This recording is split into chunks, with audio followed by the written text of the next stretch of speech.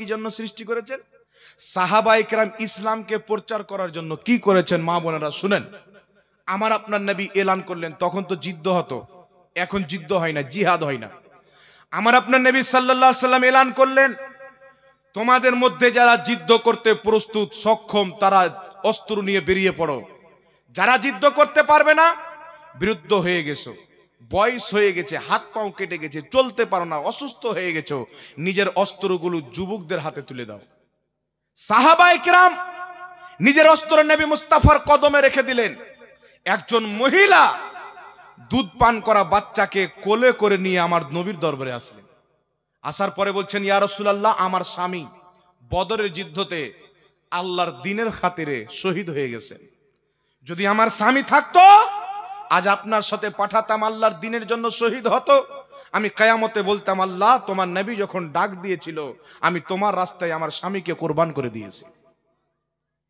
আমার আপনার নবী যখন ডাক দিয়েছেন আমি স্বামীকে কুরবান করে দিয়েছি। ইয়া রাসূলুল্লাহ, আমার স্বামী নাই, আমার কোনো বড় ভাই নাই, আমার পিতা নাই, কোনো যুবক নাই আমার বাড়িতে, যাকে আপনার সাথে পাঠাবো। কিন্তু ইয়া রাসূলুল্লাহ, আমার এই কয়েক মাসের বাচ্চা, আমার স্বামী যখন বদরের যুদ্ধে শহীদ হয় আমার স্বামীর বাচ্চা আমার গর্ভে ছিল, আজকে সে আমার দুধ পান করে।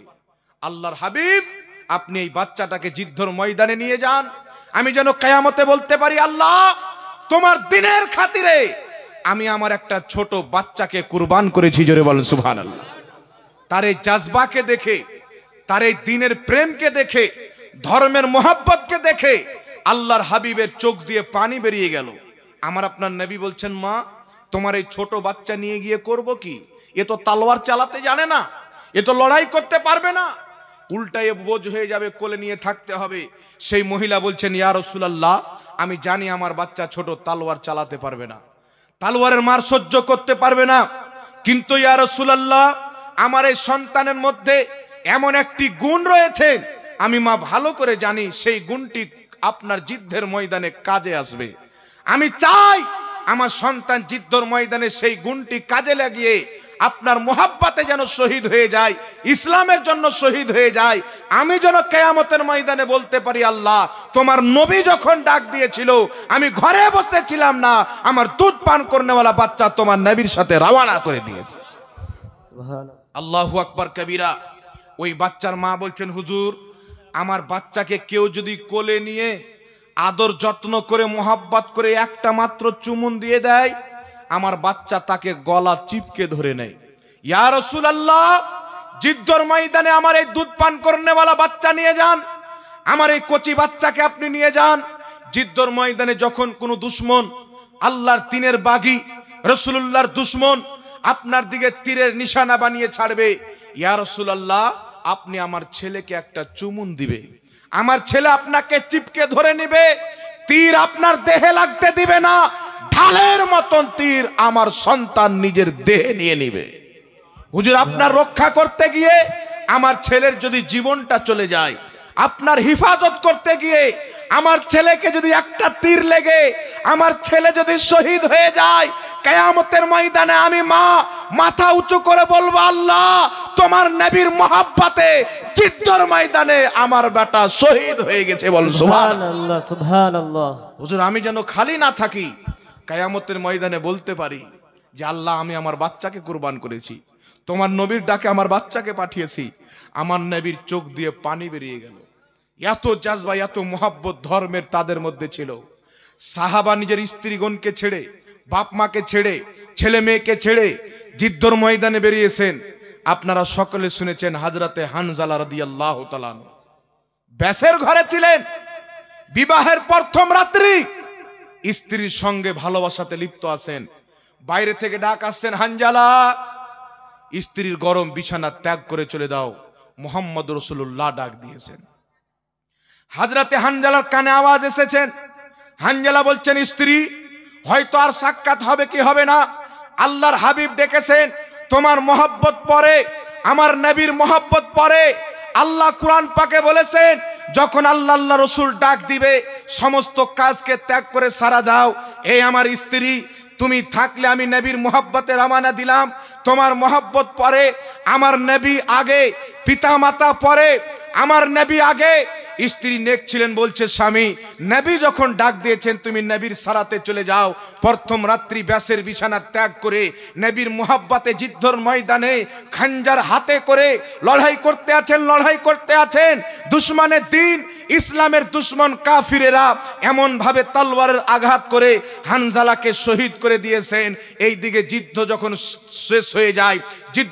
শেষ হয়ে যায় সাহাবায়ে কেরাম খুঁজছেন হানজালা কোথায়, চতুর সাইডে দেখছেন হানজালাকে পাওয়া যায় না, লাশকে সরিয়ে দেখছেন হযরতে হানজালা পাওয়া যায় না। আমার নবীর দরবারে গিয়ে বলছেন ইয়া রাসূলুল্লাহ সবাইকে তো পেলাম, তোমার হানজালাকে পেলাম না। আমার নবীর চোখ দিয়ে পানি বেরিয়ে বলছেন হে আমার সাহাবী, হানজালা যখন ময়দানে আসে তার স্ত্রীর সঙ্গে মোহব্বতে লিপ্ত ছিল, প্রেমে লিপ্ত ছিল, আমার ডাক শুনে সাড়া দিয়ে চলে এসেছে, অপবিত্রতার অবস্থায় শহীদ হয়েছে। আল্লাহ নিজের ফেরেশতাকে বলেছেন ফেরেশতা যেই হানজালা আমার নবীর ডাকে সাড়া দিয়েছে সে অপবিত্রতার অবস্থায় কবরে যাবে না, তাকে আসমানে নিয়ে এসো, জান্নাতের হাউজে কাউসারের পানিতে তাকে গোসল দেওয়া হবে। সুবহানাল্লাহ সুবহানাল্লাহ। এই ছিলেন সাহাবার ঈমান। আজকে আমরা মনে করি ঈমান ইসলাম খুব সহজ। দুনিয়ার রঙিন জামানাতে আমরা পড়েছি বাবা। আমরা কাদের কালচারকে নিচ্ছি, মোবাইলের মধ্যে আমাদের ছেলে পিলেকে আমরা সালমান খান দেখাই, তো আমার ছেলেই তো জান্নাতের কথা কোনোদিন শিখবে না। নিজের ছেলেকে নিজের মেয়েকে গল্পের মাধ্যমে শিখান বেটা জান্নাত আল্লাহ তৈরি করেছেন, জাহান্নাম আল্লাহ তৈরি করেছেন। কবরের অন্ধকারের ব্যাপারে বলেন, ছোট বাচ্চার আঙুল ধরে আপনি আপনার বাপের কবর জিয়ারত করতে যান, মায়ের কবর জিয়ারত করতে যান, বেটাকে বলেন বাবা এই কবরে আমার বাপ চলে এসেছে, আমিও চলে যাব, তোমাকেও একদিন যেতে হবে, তবে এই কবরকে যদি ঠিক রাখতে হয় দুনিয়ার রং রঙ্গিলে তামাশাকে বাদ দিতে হবে, এক আল্লাহর মাওয়াহিদ বান্দা হতে হবে। আল্লাহকে জিজ্ঞাসা করেছেন, এখানে ক্যামেরাম্যান এসছে, জিজ্ঞাসা করেন তোমরা কি জন্য এসছো? এক মাদের পক্ষ থেকে 900 টাকা দিয়েছেন, আল্লাহ কবুল করুক, তাদের আল আওলাদকে নেক করুক, সকলে বলেন আল্লাহুম্মা আমিন। এখানে জিজ্ঞাসা করেন ক্যামেরাম্যানদেরকে ভাই তোমরা কি জন্য এসেছো? এ সবাই বলবে বাবা যে আমরা এসেছি দ্বীনের খিদমতের জন্য। কিসের জন্য?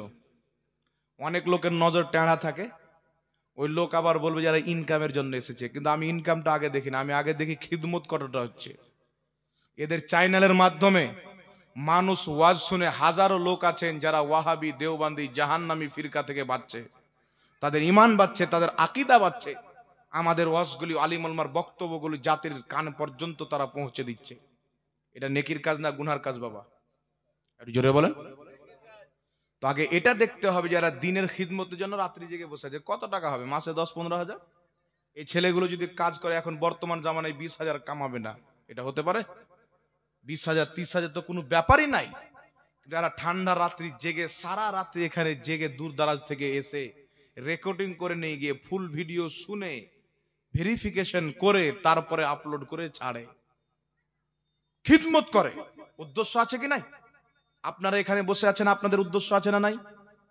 দুটা কথা শুনবো, নিজের জীবনের মধ্যে পরিবর্তন আনবো, এই জন্য আপনারাও বসে আছেন, মা বোনেরা সবাই বসে আছেন। উদ্দেশ্য আছে না নাই? আমি যে ঝাড়খণ্ড থেকে এসেছি তো আমার উদ্দেশ্য আছে। কালকে আমি উত্তর দিনাজপুরে ছিলাম, উত্তর দিনাজপুর থেকে শাহিদাপুর মাদ্রাসায় মুফতি শামসুদ্দিন মিসবাহের সাথে ছিলাম, এখানে সন্ধ্যাবেলা আসলাম, তো আমারও তো উদ্দেশ্য আছে না, কি বলেন? আল্লাহ বলার একটা শক্তি, একটা নিয়ামত আমাকে দান করেছেন।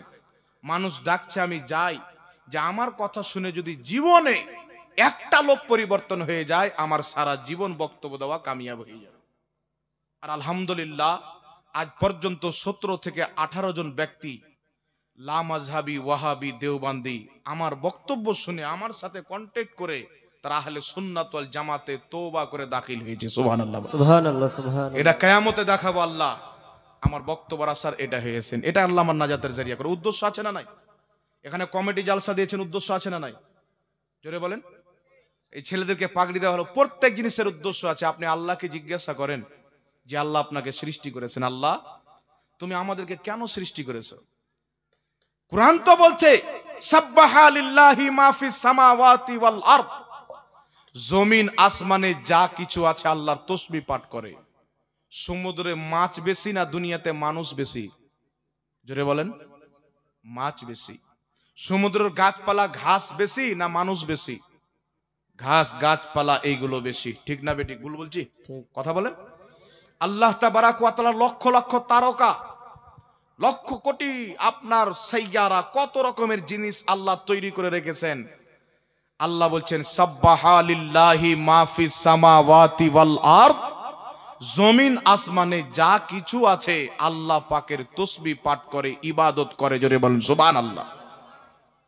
আল্লাহ তোমার এত কেউ ইবাদত করে, পশু পাখি সব তোমার ইবাদত করে। আল্লাহ পাকের এমন কি যে আমার নবী বলছেন আসমান পর্যন্ত আল্লাহর ইবাদত করে, তসবিহ পাঠ করে। আল্লাহর হাবিব বলছেন আসমান যখন তসবিহ পাঠ করে, আমি নবী মুস্তাফা আপন কানে শ্রবণ করি আসমানের তসবিহ পাঠ করার আওয়াজ। এ শক্তি আমার আল্লাহ দিয়েছেন। আমার নবী পৃথিবীর যে কোনো জায়গা থেকে উম্মত নবীর প্রতি দুরূদ পড়ে, আমার নবী ডাইরেক্ট মদিনা থেকে আপন কানে শুনতেও পায়, আমার নবী আপন চোখে দেখতেও পায়। সুবহানাল্লাহ। আহলে সুন্নাত ওয়াল জামাতের আকীদা।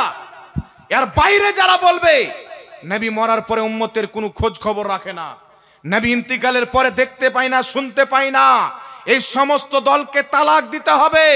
নিজের নবীর সচ্চা গোলাম হয়ে যান, নিজের আলো আওলাদকে সচ্চা গোলাম বানান। আরে যেই ধর্মে নবীর গোলাম বলা শিরিক হয়, যেই ধর্মে নবীর গোলাম বলা অপবাদ হয়, ওই রকম ওয়াহাবি ধর্ম, দেওবন্দি ধর্মকে তালাক দিয়ে মুস্তাফার গোলাম হয়ে দেখাতে হবে। আর কিয়ামতের ময়দানে বলতে হবে ইয়া রাসূলুল্লাহ, দুনিয়াতে যতদিন বেঁচে ছিলাম নিজেকে তোমার গোলাম বলে পরিচয় দিয়েছি। জোরে বলুন সুবহানাল্লাহ। নারায়ে তাকবীর, নারায়ে সালাত, মাসলাকে আলা হযরত, নারায়ে তাকবীর। মুসলমান নিজেকে নবীর গোলাম বলা এর চাইতে বড় জিনিস কি হতে পারে? সারা জিন্দেগি বলেন আমি গোলামে রাসূল, নবীর গোলাম, নবীর গোলাম। একবার যদি মুস্তাফা বলে দেয় আল্লাহ এটা আমার গোলাম, সব কামিয়াব হয়ে যায়। আপনি সারা জীবন নিজেকে গোলাম বলেন, একবার যদি মুস্তাফা কিয়ামতে বলে দেয়, কবরে বলে দেয় এ মুনকার নাকির, আমার উম্মতকে প্রশ্ন উত্তর করলে আপ সরে যাও, এ তো আমার সচ্চা গোলাম। একটু জোরে হবে না সুবহানাল্লাহ? फिर नबीर गोलाम तकन अबू बकर सिद्दीक के, उमर फारूक के, उस्मान गनी के, मौला अली के, गौसे आजम के, गरीब नवाज के, आला हजरत के। अरे আমার নবী তো জিন্দা, যারা নবীর গোলাম হয়ে কবরে গেছেন তারাও নিজের কবরের মধ্যে জিন্দা শুয়ে আছে। জোরে বল সুবহানাল্লাহ। সুবহানাল্লাহ। এই জন্য বাবা একটা হাদিস শুনেন, হাদিস তো অনেক আছেন। সাহাবায়ে কেরাম নিজেকে অন্য পরিচয় দিতেন না, নবীর গোলাম বলে পরিচয় দিতেন। সাহাবীর মধ্যে টপ র্যাঙ্কের সাহাবী চারজন, আবু বকর, উমর, উসমান, আলী রাদিয়াল্লাহু তাআলা আনহুম আজমাইন। হযরত উমর ফারুক যখন খলিফা হলেন, দ্বিতীয় নম্বর খলিফা, মানুষ দিনের বেলা সন্ধ্যা লাগার পূর্বে নিজের বাড়ির গেট বন্ধ করে নিতেন। এত হযরত উমর ফারুকের দহশত ভয় মানুষের অন্তরে ছিল। উনি এমন একজন শক্তিশালী মহা মানব ছিলেন, মার্দ ছিলেন, যে তিনি যখন ইসলাম গ্রহণ করলেন তার পূর্বে মুসলমান অনেক কিছু চুপি চুপি করতেন, কিন্তু হযরত উসমান গনি যখন ইসলাম কবুল করলেন সবকিছু ওপেন। কোন মায়ের লালাচে ঠকাবে উমর ফারুক নবীর গোলাম হয়ে গেছেন। সুবহানাল্লাহ বলে ওপেন হতে লাগলো। হযরত উমর ফারুক যখন খলিফা হলেন, হাকিম আল মুস্তাদরাক আলা সাহিহাইন কিতাবের মধ্যে ইমাম হাকিম বিশুদ্ধ সনদে হাদিস নিয়ে এসেছেন। বাড়ির দরজা সব আগেই বন্ধ করে নাই। হযরত উমর ফারুকের কানে রিপোর্ট আসলো, হুজুর আপনার খলিফা হওয়ার পর তো আরো লোক হাড়কাম লেগে গেছে, দিনের বেলায় দরজা বন্ধ করে নাই। হযরত উমর ফারুক রাদিয়াল্লাহু তাআলা আনহু সাহাবার সামনে বক্তব্য রাখলেন, আর বক্তব্য রেখে বলছেন, শুনো, আমি উমর ফারুক হচ্ছি নবী মুস্তাফার বান্দা, গোলাম। আব্দুল শব্দ ব্যবহার করলেন। আব্দ শব্দ যদি নবীর দিকে যায় তো গোলামের অর্থ হবে, আব্দ শব্দ যদি আল্লাহর সাথে মিলানো হয় তাহলে বন্দেগীর অর্থ হবে। হযরত উমর ফারুক বলছেন, আমাকে দেখে অত ভয় পাওয়ার কিছু নাই, আমি হচ্ছি মুস্তাফার গোলাম। জোরে বল সুবহানাল্লাহ। সুবহানাল্লাহ। আল কওলিল বাদী বলে একটি কিতাব পাওয়া যায়, উলামায়ে কেরামকে গুজারিশ করব এই কিতাবটি নিয়ে আপনারা পড়েন। আল কওলুল বাদীর মধ্যে একটি হাদিস রিওয়ায়াত এসেছেন, হযরতে হাসান ও হুসাইন, হযরতে উমর ফারুকের ছেলে হযরতে আব্দুল্লাহ খেলাধুলা করছেন। হযরতে আব্দুল্লাহ গাছে চেপেছেন, খেজুর পাড়ছেন, খাচ্ছেন, ভালো ভালো আর খারাপগুলি ফেলছেন। তো হযরতে ইমামে হুসেন রাগান্বিত জালালে এসে বলছেন, এই আমার নানার গোলাম। হযরতে আব্দুল্লাহকে কথা লেগে গেল, আমার বাপ এত পাওয়ারফুল, যার নাম শুনলে পুরো আরব তো আরব, আপনার রোম পর্যন্ত কেঁপে যায়। আমি সেই বাপের বেটার আমার বাপকে বলছে তার নানার গোলাম। গাছ থেকে নেমে ডাইরেক্ট তার বাবার কাছ হযরত ওমর ফারুককে বলছেন, আব্বা আমাকে হুসেন বলছেন তুমি নাকি তার নানার গোলাম। হযরত ওমর ফারুক বলছেন, তাই নাকি? বলছেন, হ্যাঁ চলো। সাহাবায়ে কেরামকে নিয়ে মিটিং বসানো হলো। হযরত ওমর ফারুক বলছেন, ইমামে হুসেন আপনি কি আমাকে আপনার নানার গোলাম বলেছেন?